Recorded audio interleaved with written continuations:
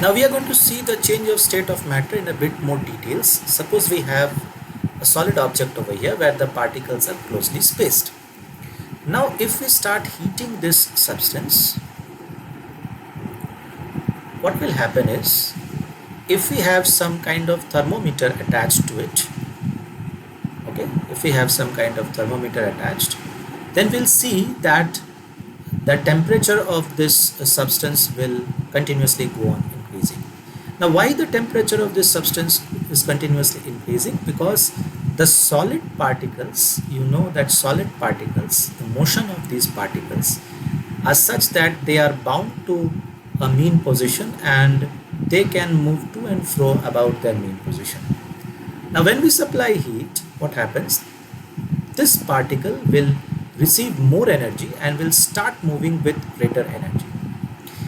Because this particle is moving now with greater energy, and since this particle is having more energy, this rise of energy, increase of energy is reflected as a rise in temperature of this substance. So if we have a thermometer placed within in contact with this solid, we'll see that the thermometer will continuously go on showing an increase in temperature.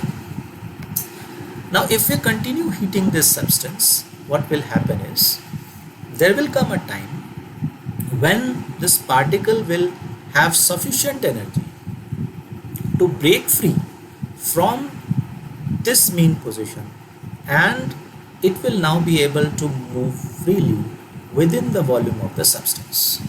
So we can say that this particular particle has changed its nature.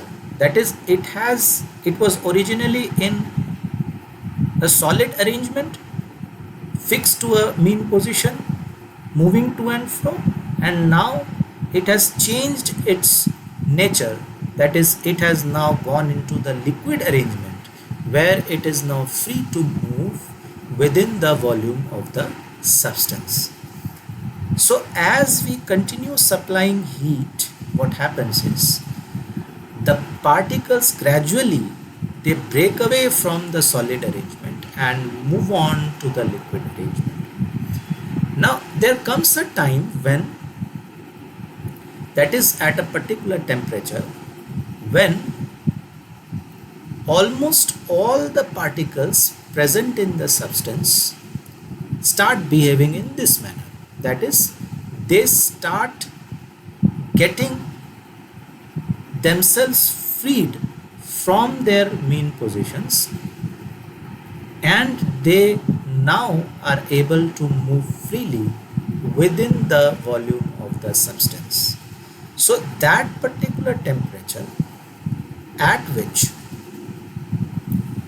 this happens, what happens?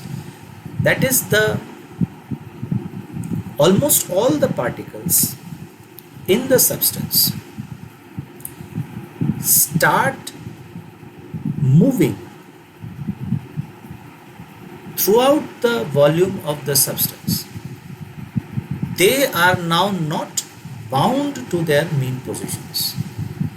So the temperature at which this change takes place, that is, almost all the particles now are free from their mean positions and are changing into the liquid arrangement.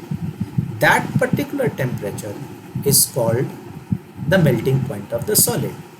So we can say that the temperature at which the solid, the substance,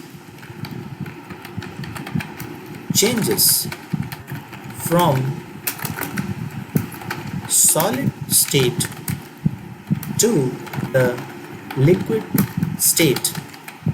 Okay, the temperature at which the substance changes from the solid state to the liquid state is called the melting point of the substance. Okay, so at the melting point, almost all the particles undergo this change. And you have to remember another thing, that at this melting point, the temperature of the substance will not increase till the entire solid has been converted into liquid. So the temperature of the substance will stop increasing although we are providing heat, right? So this is the manner in which solid changes into liquid. We'll take a break and come back to see how liquid changes into gas.